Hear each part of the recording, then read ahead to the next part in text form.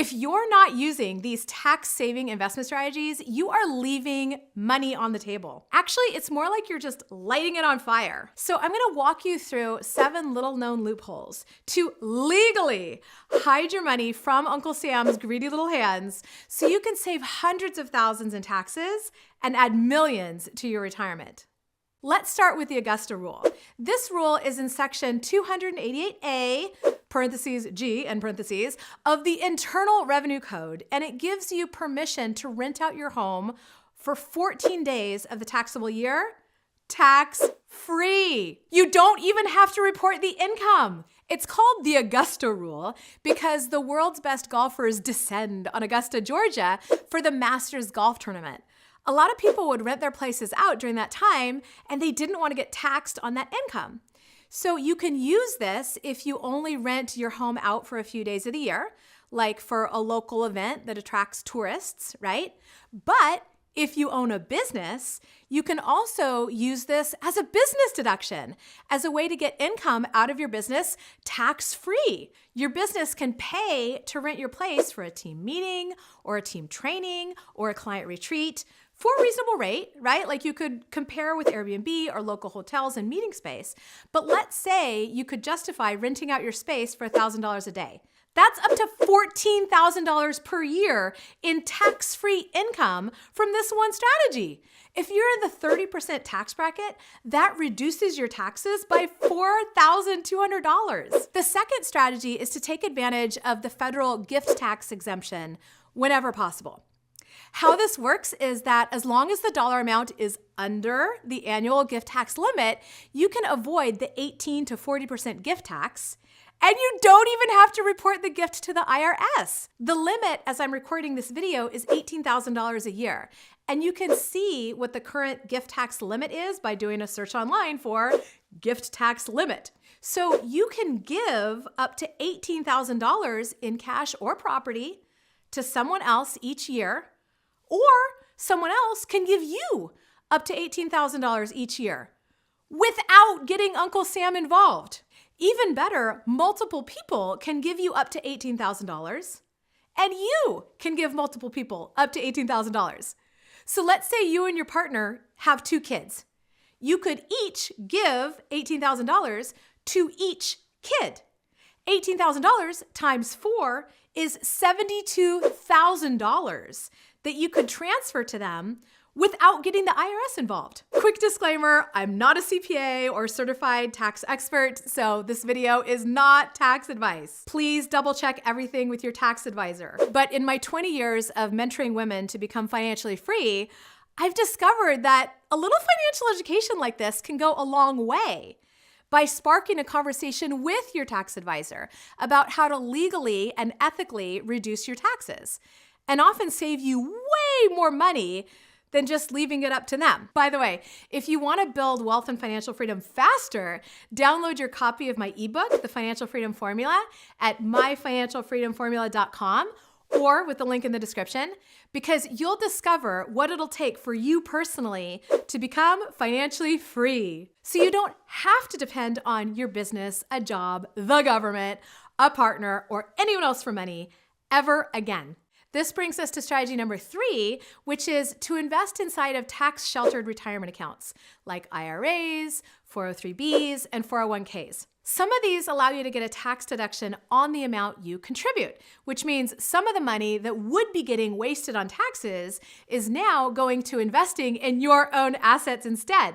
Gotta love that, right? Some of them, like a Roth IRA, have you put in after-tax money, but then you don't have to pay taxes later, which I love even more because this is the easiest, most straightforward, and most passive way to become a tax-free millionaire. You can check out this video if you want me to give you a full breakdown of how that works. Either way, they all allow your money to grow tax-free. This is huge, because it allows your money to compound and snowball and grow exponentially for you. IRA stands for Individual Retirement Account, and pretty much anyone in the United States can contribute to one as long as you have income. There is a maximum income to be able to contribute to a Roth IRA, but you can get around that with a fabulous loophole called a backdoor Roth IRA. This is where you contribute to a regular traditional IRA without getting a tax deduction, and then doing a direct transfer rollover from there into your Roth IRA. There's also something called a mega backdoor Roth IRA that allows you to contribute much more than the typical IRA limits. If you're self-employed or you own your own business, the contribution limits for a SEP IRA are much higher. And those contributions get paid by your business. So the business gets a tax deduction and you get to build your assets faster. And then once you're making enough money, it might be worth the cost and hassle of setting up a 401k for your company or opening a solo 401k. So we've got the Augusta rule, the federal gift tax exemption, tax sheltered investment accounts. And now strategy number 4 is to invest in your health and add it to your wealth, specifically through something called an HSA, which stands for Health Savings Account. With an HSA, you have a high deductible on your health insurance, like at least $1,500 for individuals and $3,000 for families. But beyond that, you can contribute pre-tax money into your HSA. It grows tax-free, and you can take it out tax-free to pay for qualified medical expenses. So it can become almost like another tax-sheltered investment account specifically for healthcare. But instead of having to decide whether to pay taxes now or later, you pay taxes never. And actually, at a certain point, at the age of 65, at the time I'm recording this video, you can start to withdraw the funds for personal use without any penalties, not just healthcare and medical. Only bummer here is that you'd have to pay income tax on the amount that you would take out for personal use, not medical expenses, just like you would have to do for a traditional IRA. But it's still more money growing tax-free for you until then. Strategy number 5 is to tap the like button on this video. Actually, strategy number 5 is to invest in real estate, though I do always like to be liked. You probably already know that investing in real estate is one of the best wealth creation tools that we have access to. Real estate investing is a smart move because it can offer both immediate income and huge tax benefits. The queen of all deductions is called depreciation, and it's like magic. You get a deduction for something that doesn't cost you money. It's like you just create money out of thin air. You can buy a piece of real estate and deduct a portion of the cost of that building every year for a set number of years. And you get to do this even though the building might not actually wear out for 100 years. It might even go up in value. So let's say you buy $1 million apartment house, including the land. Well, you can't depreciate the cost of the land since land doesn't wear out. So if the land is worth $200,000, you can depreciate the remaining $800,000. In the United States, an apartment building, its annual depreciation deduction equals the property's total cost minus the land value divided by 27.5, which will depreciate it over 27 and a half years. That's about 3.63% per year. All of the expenses involved in owning and running the property, from loan expenses to maintenance to property management, are all deductible, as they should be. Plus, you get the depreciation deduction. And not only do you get a deduction on the money you put in as the down payment, you get a deduction on the bank's money too, the entire cost of the building. So if the building part is worth $800,000, that's over $29,000, which means you can earn $29,000 in passive income from your rental before you pay any taxes. And it gets even better with something called cost segregation.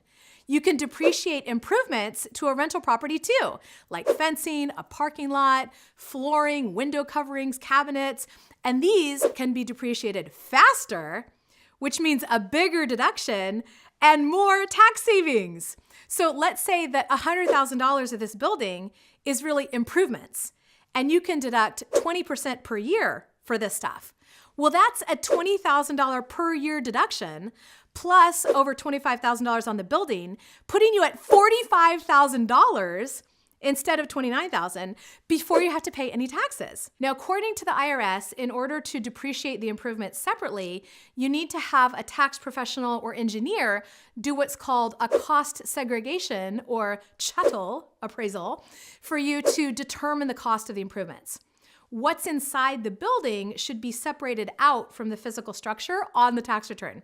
Now, a lot of the time, CPAs will just separate the land and building, which postpones your deductions to a much later year. And some CPAs think that cost segregation is illegal or aggressive. My understanding is that not only are they legal, they're technically required by law. The IRS just doesn't enforce this because it means less money for them, right? So if you own property and you haven't been using cost segregation, the good news is that you can do it now, not just when you first buy the property. You can even do some tax planning with this and use your depreciation in years with a higher tax bracket. When you do a cost segregation, no matter how many years later, you get to catch up on all the depreciation you would have taken if you had done your cost segregation in the year you purchased the property. So if you've owned property for several years, you'll have a lot of extra deductions in the year you do the cost segregation. There are also some ways to avoid paying tax when you sell a property. For example, in the United States, if you've lived in a place for 2 of the last 5 years, you can take up to $250,000 in capital gains tax-free. If you're married, that's $500,000. Now, if you don't want to live in the place, but you don't want to pay capital gains either, you can do what's called a 1031 tax-deferred exchange. With a 1031 exchange, you're buying another property of equal or greater value and taking your cost basis with you. So you won't have to pay capital gains until you sell that property. Just like with everything, there's rules to follow to do this properly. But here's the thing. You can just keep doing this and never pay the capital gains tax. This is like playing Monopoly in real life. You buy 4 little green houses, and then you would do a 1031 exchange into a big red hotel.